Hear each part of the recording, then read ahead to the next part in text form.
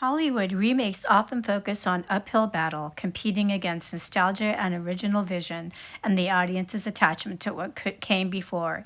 Yet, in rare cases, a remake surpasses its source material, refining the story for a new generation while elevating cinematic technique, acting, and emotional impact, such is the case with these five films that we are going to talk about today: War of the Worlds, Cape Fear, The Man Who Knew Too Much, Scarface, and Ocean's 11. So be prepared for a wild ride.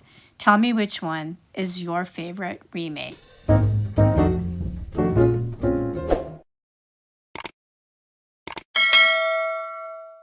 Alfred Hitchcock's decision to remake his own 1934 thriller is one of cinema's most fascinating acts of self-improvement. This film was actually very popular when it came out, and it put Hitchcock on the map with American audiences, so his decision to remake it was all the more fascinating.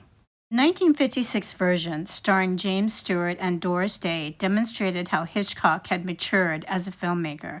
The remake offered a richer character development, a more deliberate pace, and an emotional center tied to a family and parenthood. Doris Day's performance, culminating in her poignant rendition of Que Sera Sera, added emotional weight missing from the brisk and impersonal original. The climax in London's Albert Hall was executed with a far greater tension and visual eloquence, cementing the remake as the definitive version of the Hitchcock version.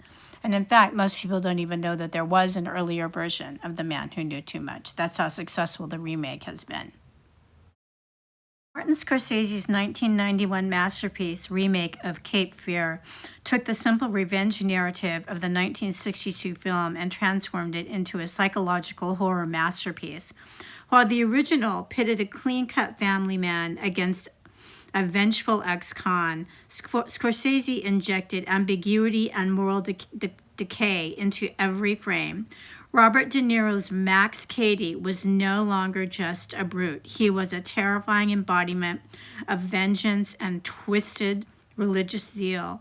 The film's stylized direction, expressionistic fighting, and Bernard Hernan's reimagined score created an atmosphere of dread for surpassing the original.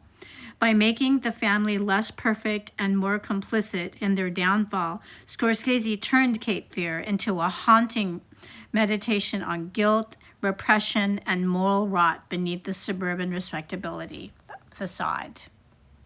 Also have to mention that in both Cape Fear, the original, and in the remake, they used the wonderful Robert Mitchum, who was brilliant in both of these movies. The 1960 Rat Pack original of Ocean's 11 had charm. It was more of a vanity project than a tightly constructed heist movie.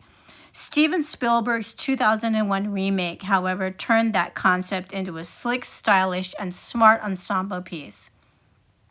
With sharp writing, elegant cinematography, and a charismatic cast led by George Clooney and Brad Pitt, the film captured the cool sophistication the original aspired to be but was never fully achieved. Spielberg's version balanced humor, tension, and technical brilliance, reinventing Ocean's 11 as a benchmark for modern caper films. The result was not just a remake, it was a reinvigoration of the genre.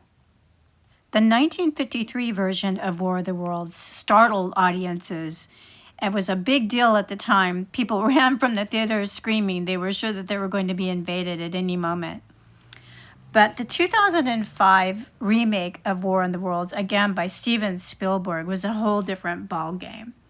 He improved upon the 1953 version by grounding the alien invasion story into a deeply human perspective. While the original was a Cold War allegory filled with period-specific paranoia, Spielberg's film captured a post-9/11 world's fear of sudden catastrophe and mass destruction. The director traded scientific exposition for raw emotion, focusing on an ordinary father trying to save his children amid chaos. The groundbreaking special effects and sound design brought H.G. Wells' apocalyptic vision to visceral life in a way that the 1953 film could only suggest. Spielberg's vision was not just a spectacle. It was a reflection of modern anxieties, both intimate and global. I remember watching this film in the theaters, and I was extremely traumatized by the sound because I'm afraid of loud noises, and this movie really frightened me. Then I watched the 1953 version, and I thought it was way ahead of its time, but fell far short of Spielberg's 2005 version. Brian De Palma's Scarface was a radical reinvention of Howard Hawks' 1932 gangster film. By transplanting the story from Prohibition-era Chicago to cocaine-fueled 1980s Miami, De Palma and screenwriter Oliver Stone turned the film into an operatic portrait of excess and the dark side of the American dream. Al Pacino's volcanic performance, one of the most violent on screen, as Tony Montana, redefined cinematic villainy at once monstrous and magnetic. The original Scarface was groundbreaking for its time, but the 1983 version was fearless in its brutality, for sure, scale, and cultural commentary. Its neon-soaked style and iconic dialogue, "Say hello to my little friend," embedded it permanently in popular culture, transforming what had been a solid gangster film into a mythical saga of ambition, destruction, and violence. This film was so popular that many people don't have a clue that there was actually an original Scarface. They have no clue that this was a remake. So that's how successful the remake of Scarface was. Well, that's my list of 5 films whose remake was better than the original film. If you agree with me, let me know down below. Tell me why you agree with me. If you don't agree with me, also let me know down below and tell me why. And if I left something out, please let me know. I only had room for 5 movies. I had to pick and choose. So anyway, do all the things. Like, subscribe, hit the notification button, check out my books on Amazon. Everything is linked in the description for this channel, and I'll see you next week.